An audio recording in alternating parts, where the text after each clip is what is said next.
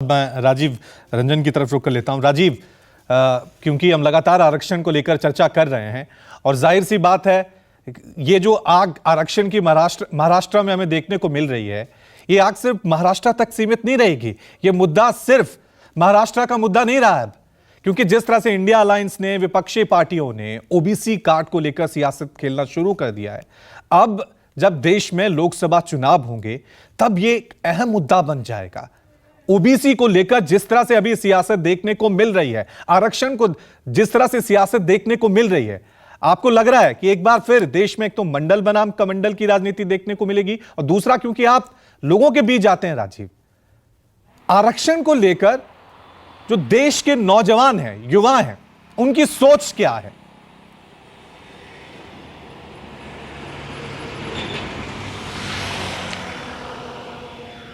देखिए, सवाल यह है कि युवा किस वर्ग के हैं, उस हिसाब से आरक्षण को लेकर उनकी सोच है।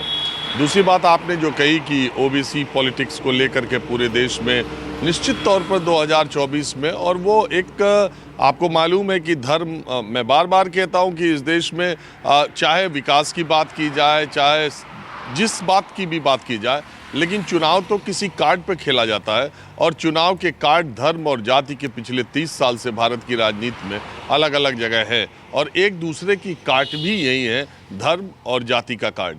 तो अभी जो कार्ड खेल रहा है इंडिया, उसमें ओबीसी का कार्ड उन्होंने हर तरफ खेला है। लेकिन आप देखें कि उत्तर भारत में, कल ही मैंने आपसे कहा था कि उत्तर भारत में जब जाति की बात होगी तो बीजेपी के लोग कहते हैं कि जात पात में बांट रहे हैं, ये कर रहे हैं, वो कर रहे हैं, समाज को बांटने की बात करते हैं। लेकिन जब दक्षिण भारत इन्हीं के नेता गृह मंत्री अमित शाह जाते हैं तो मन से ऐलान करते हैं कि अगर हमारी सरकार बनी तो ओबीसी का मुख्यमंत्री बनेगा।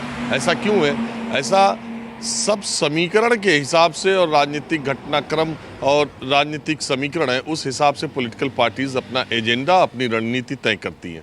जहाँ तक सवाल मराठा आरक्षण का है रवि, ये जो अभी सारी बातें विनोद ने ज़्यादातर बातें बताई दी हैं, मुंबई समेत पूरे महाराष्ट्र में इस वक्त मराठा आरक्षण की तपिश इतनी ज़्यादा है कि उसकी हीट, उसकी गर्मी वहाँ के सियासतदानों को अच्छी तरह समझ में आ रही है।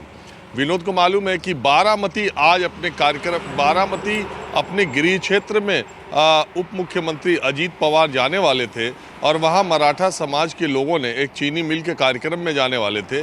वहाँ मराठा समाज के लोगों ने उस मिल को और स्थानीय प्रशासन को जाकर के पहले ही ये बता दिया कि अगर अजीत पवार आए तो इस कार्यक्रम का बहुत तगड़ा विरोध होगा, और उनका विरोध होगा। सोच लीजिए आप कि अजीत पवार ने अपना कार्यक्रम बारामती का रद्द कर दिया। हसन मुशर्रफ एक दूसरे मंत्री है, इसी तरह से सार्वजनिक कार्यक्रम में गए थे, वहाँ मराठा समाज के लोगों ने उनको भी घेर लिया। तो अभी आज की तारीख में सरकार का कोई मंत्री महाराष्ट्र के भीतर पब्लिक कार्यक्रम करने में, सार्वजनिक कार्यक्रम करने में हिचकिचा रहा है, कैंसिल कर रहा है, या वो सामने जाने से घबरा रहा है, क्योंकि मराठा समाज का धैर्य उस लेवल पर पहुंच गया है। देखिए, मराठा आरक्षण की मांग कोई नई नहीं है।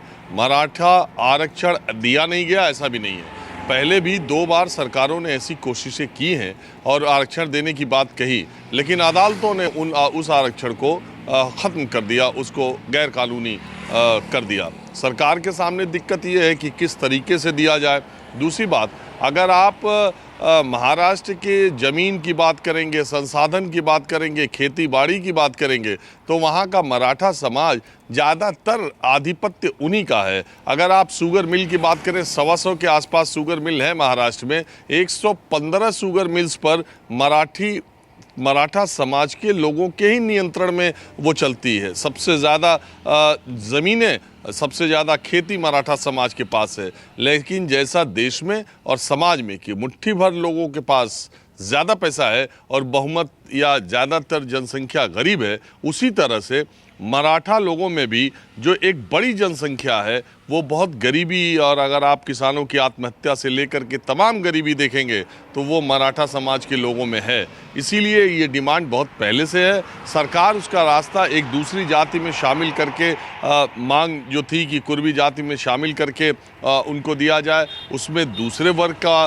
विरोध शुरू हो गया। तो सरकार के समझ में आ नहीं रहा है और इस तरह की डिमांड्स जब चुनाव के समय आती हैं तो किसी भी सरकार और पॉलिटिकल पार्टी के लिए गले की हड्डी बन जाती हैं। मुझे लगता है शिंदे सरकार के साथ ऐसा ही हो रहा है।